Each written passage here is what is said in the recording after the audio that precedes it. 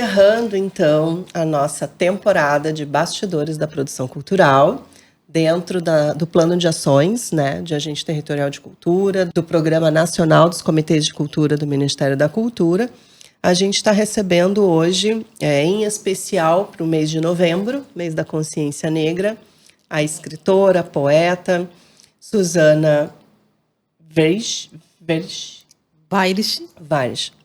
A escritora e poeta Suzana Vares, que vai contar um pouquinho para a gente, então, né, do trabalho dela na área da literatura, enfim, um pouquinho mais dessa trajetória aí de caminhada. Eu sou a Nathalie Weber, uma mulher mestiça, estou com os cabelos soltos, ondulados, pretos, um pouquinho abaixo da altura do ombro. Uso óculos de grau transparente com detalhes em rosa nas hastes. Estou com uma camisa preta, que é do programa, né, de Agente Territorial de Cultura. Estou com um colarzinho de pedrinhas brancas e vermelhas, um brinco de bolas vermelhas, uma calça cinza folgadinha e um tênis All-Star preto. De novo, mais uma, Thiago. Mais uma, para encerrar agora.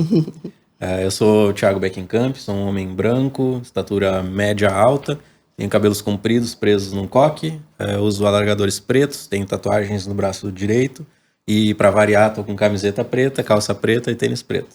Muito bem-vinda, né, Suzana. Obrigada. Que legal que tu aceitou esse convite para conversar com a gente, para encerrar aqui de uma maneira bem legal, né, o podcast. Queria que tu te apresentasse para nós, falasse um pouquinho. Então, eu sou Suzana, né? Suzana Soares de Souza Vares. Sou escritora e poeta. Sou uma mulher negra. Estou vestindo uma camiseta preta, uma calça preta e um all-star branco. É muito bom estar aqui, né? Assim, para poder falar sobre a minha trajetória como poeta, escritora, né? Independente aqui da nossa cidade. E é importante, né, destacar, claro, a gente está num mês, né, importante para a população negra, um mês de luta, de resistência, sim, de reconhecimento e valorização. Coincidentemente, a gente caiu, né, nesta data contigo, mas tem que lembrar que os artistas, né, trabalhadores, enfim, a população negra vive 365 ou 366, né, dias por ano. E que essa valorização, esse reconhecimento, né, essa reparação, ela tem que ser feita diariamente, né? Mas para ti, enquanto escritora, poeta, que está com 2 livros já, né, lançados, enfim, mas participou já de outras coletâneas, né, de publicações coletivas, mas começando assim para ti, como é que é ter esse trabalho independente, solo, né, e fazendo aquilo que tu gostaria realmente de fazer? Bom, para mim, assim, eu sempre escrevi, né, sempre tive... a minha comunicação melhor sempre foi na escrita, né, desde o tempo de colégio. Mas, a partir do momento, né, que eu me vi mesmo escrevendo algo muito... de resistência, né, de coisas minhas, pessoais, porque o Ecoáfrica, quando eu lancei no ano passado, também em novembro, né, para mim, assim, foi, como que eu posso falar, assim, resistência, cura, libertação minha, né, então aqui tem vivências minhas, da infância, eu tenho memórias afetivas, né, falo também, resgato um pouco da nossa cultura aqui de Cachoeira, como a Santa Josefa, que eu trago aqui, e também falo sobre momentos históricos da nossa história, né, que foi deixado de lado, que a gente veio conhecer mesmo e tomar conhecimento mesmo agora, né, que a gente está tendo o real sentido do que foi a escravidão, o que foi nos negado, né, o que tudo a gente passou. Então, assim, para mim, né, eu senti a necessidade de escrever, né, eu faço todo esse trabalho sozinha, né, de ir atrás de editoras, né, de publicação desse livro, de revisão, tudo. Antes do ECOA, eu participei do Poetas do Vale, né? E eu fiz questão de trazer duas poesias dentro do Poetas do Vale. Uma poesia para os povos originários e outra para a negritude. Né? Então, assim, eu marco a minha estreia, né, nesse coletivo, a minha primeira publicação, trazendo esses dois temas. Mas isso eu já estava com o ECOA na gaveta, né? Em novembro, daí eu lanço o ECOA.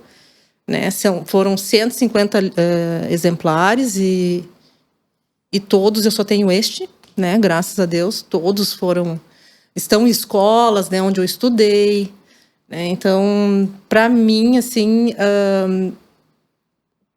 eu me vejo como poeta e escritora, de fato, a partir do ECOA mesmo, que ele é o meu primeiro filho solo, e aonde eu pude trazer, né, esse resgate, essa resistência, não só minhas, né, de vivências e memórias afetivas, mas também para o coletivo, né? Tanto que as pessoas me dão um feedback que elas se identificam com as poesias, se emocionam com as poesias, né?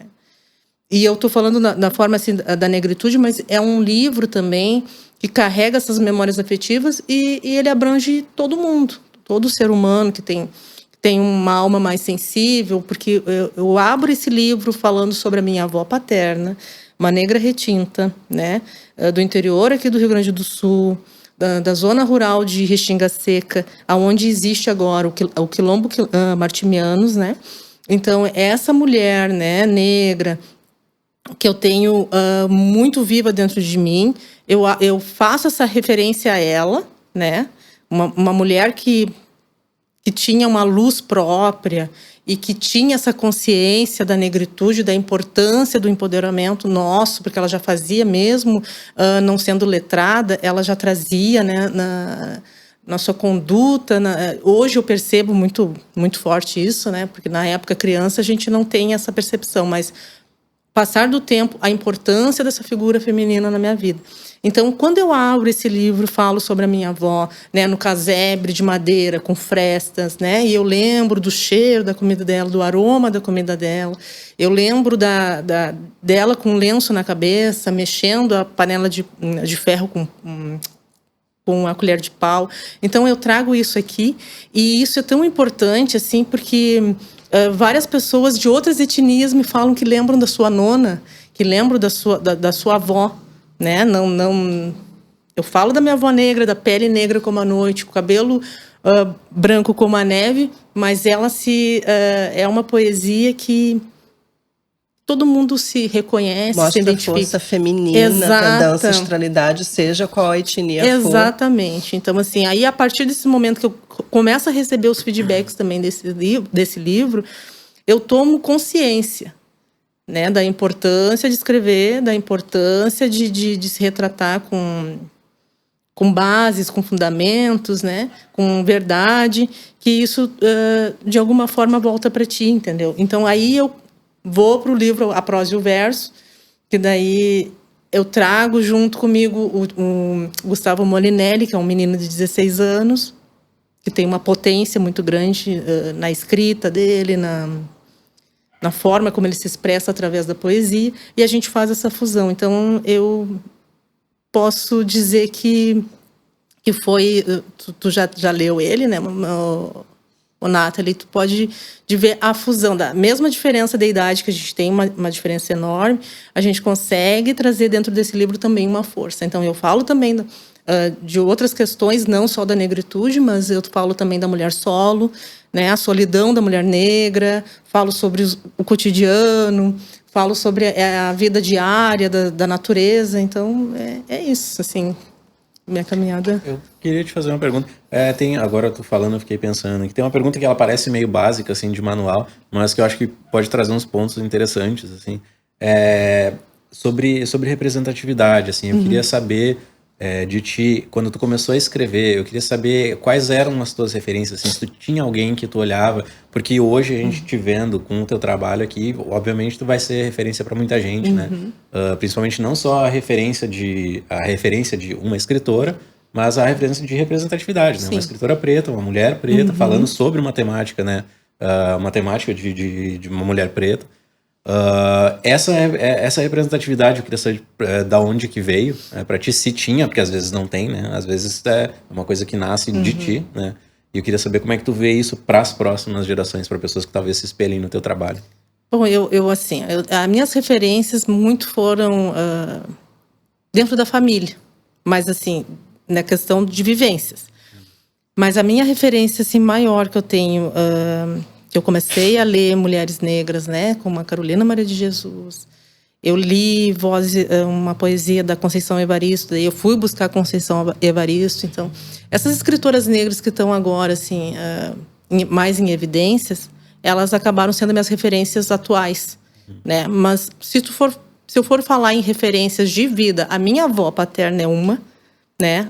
A minha tia que eu cuidei um ano e já faleceu no início desse ano, também foi uma grande referência. A minha mãe também. Tenho essas referências assim femininas muito fortes. As mulheres da minha família, elas sempre se sobressaíram mais que os homens, assim, pela força, né, pela resiliência.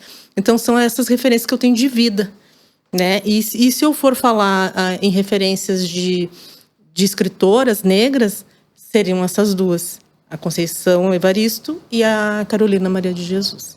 Porque né, que nem tu falou, né, Nathalie, que tu tem uma temática que tem representatividade não só por ser uma mulher preta, mas por ser uma mulher, não importa a etnia, né? Então, quanto é forte isso, né? Tu escrever sobre essa tua vivência, né? Sobre uma mulher preta, tua avó e tal, e isso acabar sendo referência também para pessoas que não são pretas, que não têm a mesma realidade, que, né? De outras etnias, que tem uma avó diferente, né? Que tem... Então, sabe, é óbvio que sempre vai ser ótimo, né? A gente ter a referência da escritora preta para uma pessoa que também mas, pô, pessoas de outras etnias também se espelharem em escritores pretos. A minha avó era indígena e também tem essa lembrança afetiva, né? Mas isso, é importante também para desmistificar, que isso eu já participei de muitas palestras, enfim, né, de ouvir escritoras negras que também tem essa questão de, bom, eu sou uma escritora, em primeiro lugar, né, uma escritora, uma poeta, e eu escolho a temática que eu vou tratar. Eu posso falar, sim, de luta, de resistência, de África, mas eu também posso falar de qualquer outro tema, porque, acima de tudo, é uma escritora, né, uma poeta que escolhe, né, e às vezes também taxar ou restringir escritores e escritoras negras apenas a pautas relacionadas à negritude também é uma forma de limitar a sua capacidade, né, de produção intelectual. Né? Então, é importante, até hoje, ainda hoje, é importante que a gente tenha, sim, essas pautas, essas temáticas, né, de negritude, de resistência, de denúncia e tudo mais, mas a gente está também num passo de avançar nesse sentido, de reconhecer a pessoa enquanto escritora, que ela vai poder também falar de outras questões, né?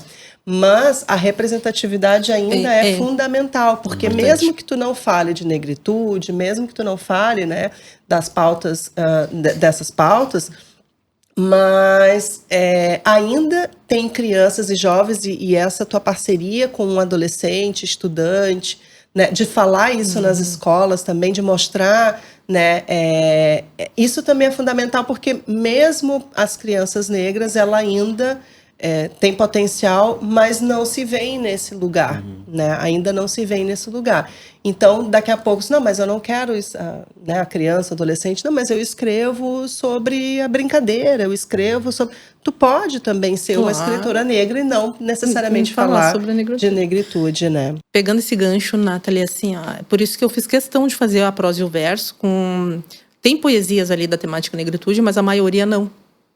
Né? Até para mostrar esse lado também que eu escrevo outras coisas, né?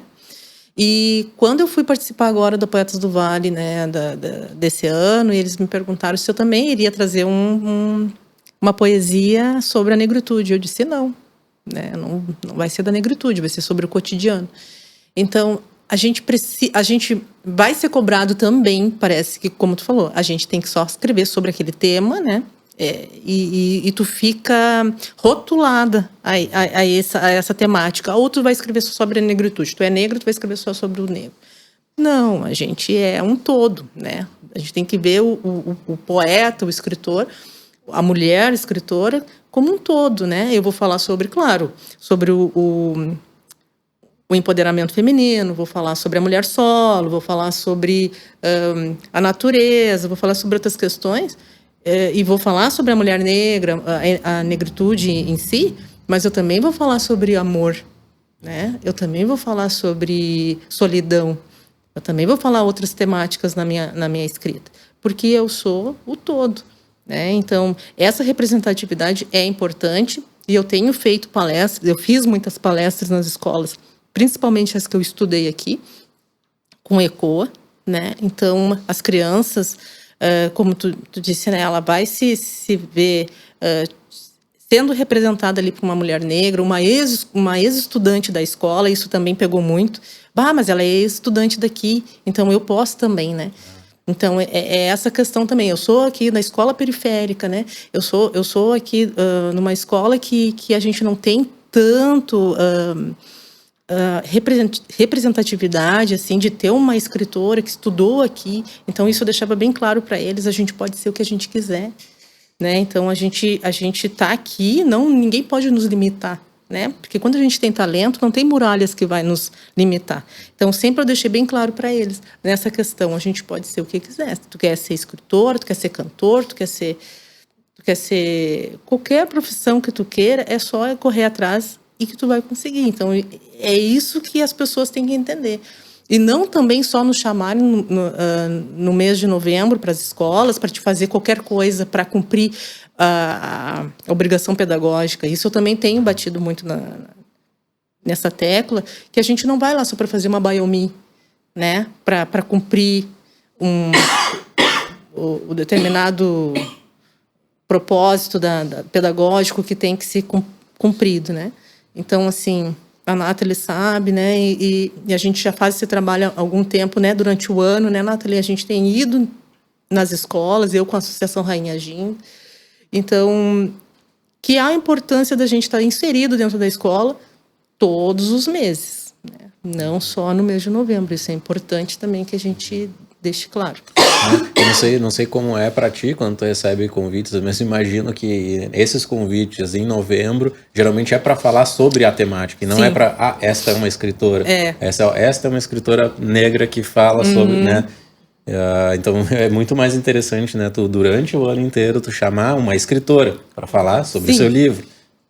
Exatamente. E a gente tem em Cachoeira, assim, pelo menos paira aí, né, na imprensa, enfim, que a gente tem um potencial e um investimento, digamos assim, muito forte na área da literatura. E sim, a gente tem vários projetos, principalmente dentro de escolas, a gente tem inúmeros aí, escritores, enfim, e realmente a gente vê que a literatura tem uma força e um interesse, né? Mas a gente não vê na prática, a gente, por exemplo, não tem mais nenhuma livraria na cidade, né? Fecharam todas. A gente tem um sebo, o Sebo Curumim, maravilhoso. Que vem resistindo e vem crescendo, inclusive, né? Contra todas as estatísticas, né?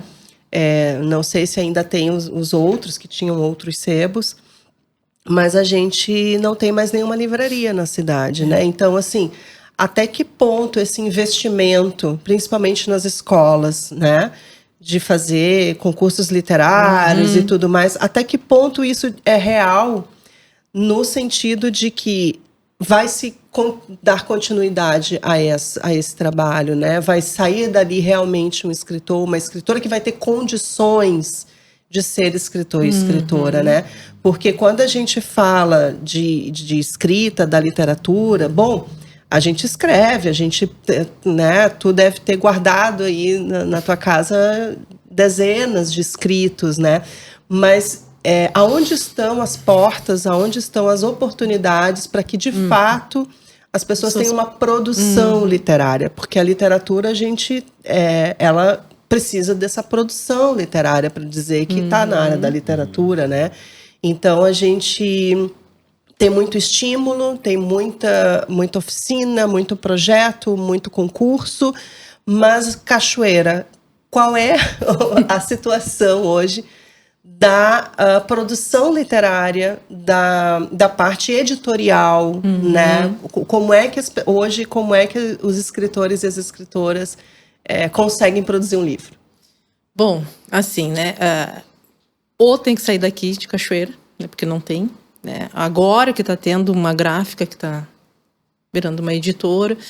E geralmente eu acho assim uma lástima, porque assim, né, a gente não tem mais as livrarias físicas, né, para que tenha o livro lá para te comprar. Mas se usa muito também, se espera muito na Feira do Livro. Eu acho que isso é só em outubro, né? Eu acho que deveria se pensar mais nesse todo, porque como está esse aumento de escritores, né? Hoje em dia a gente está aumentando esse número que está publicando, mas não tem aonde vender, né? A biblioteca pública mesmo, antigamente, era uma ferramenta muito, muito poderosa que a gente tinha, porque a gente não tinha internet, a gente tinha que ir lá consumir, acabava, né, buscando os livros lá para ler. E agora?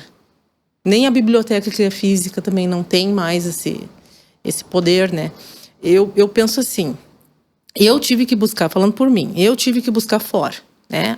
A editora Delicata é uma editora paulista, e eu tive que correr atrás. Eu pago meus livros, né? Não sou patrocinada.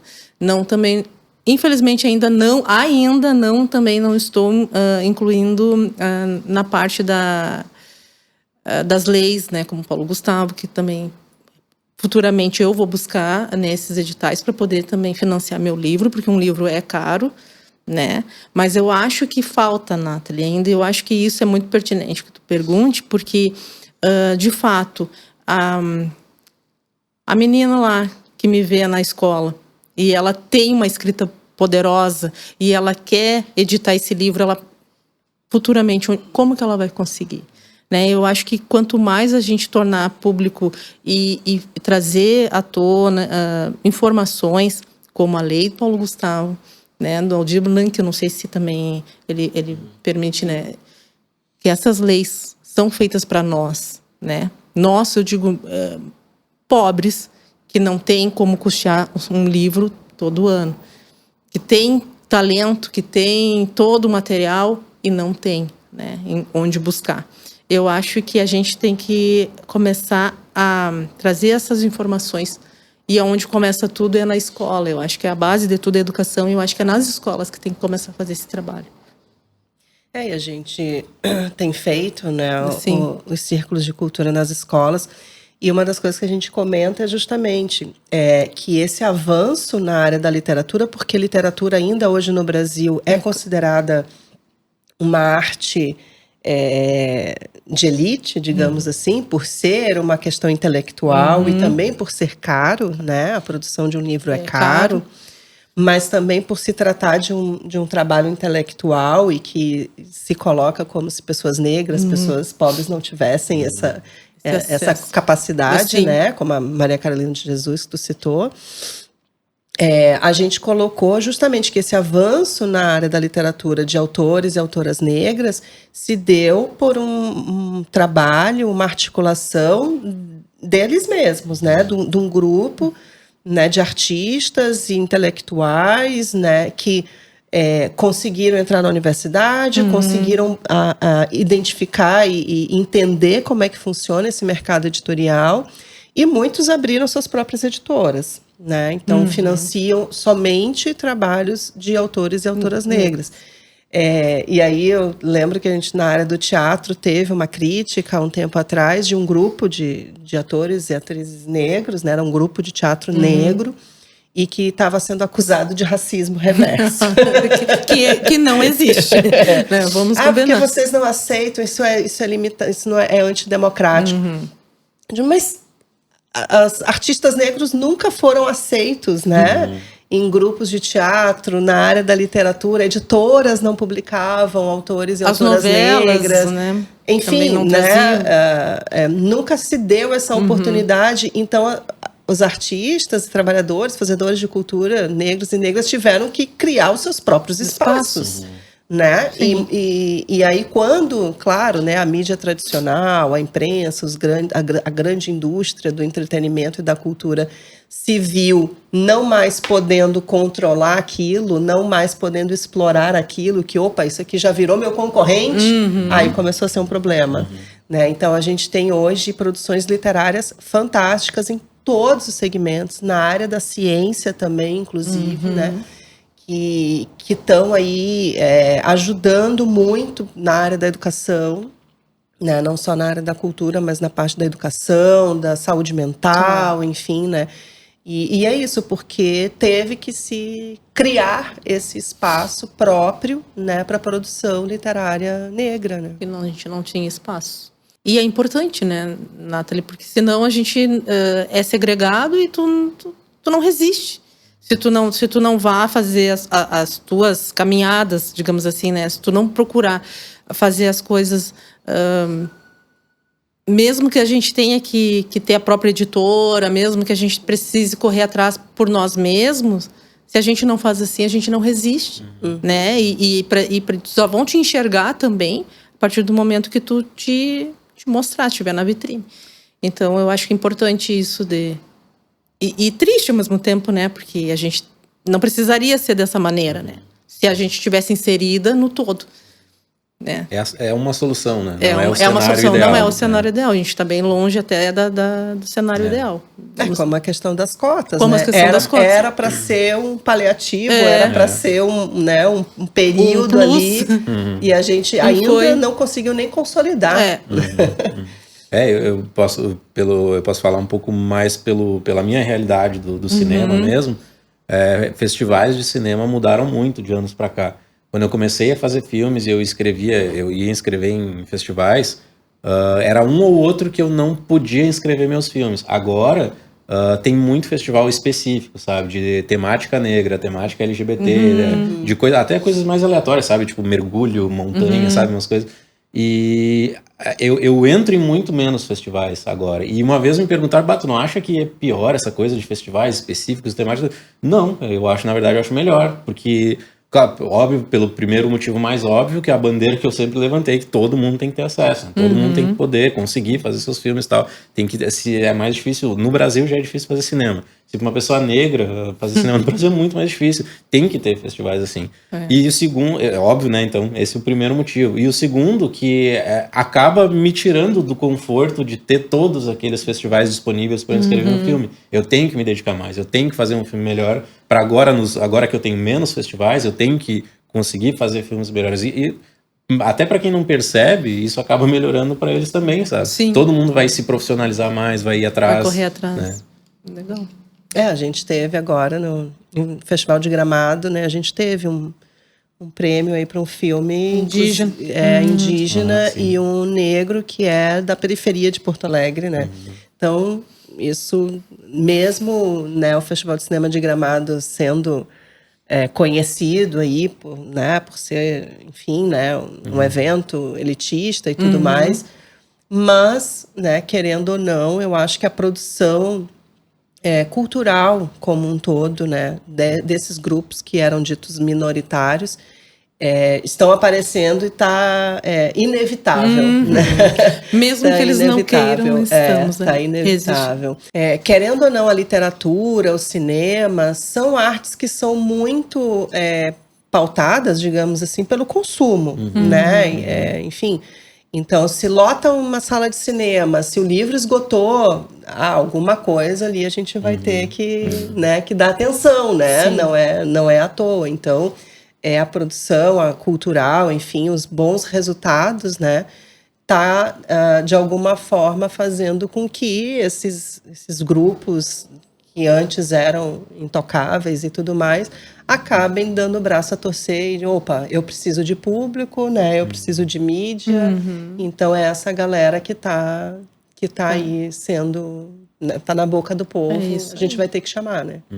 Então, encerrando, eu escolhi Coloridos, que é uma das poesias que eu mais gosto, assim.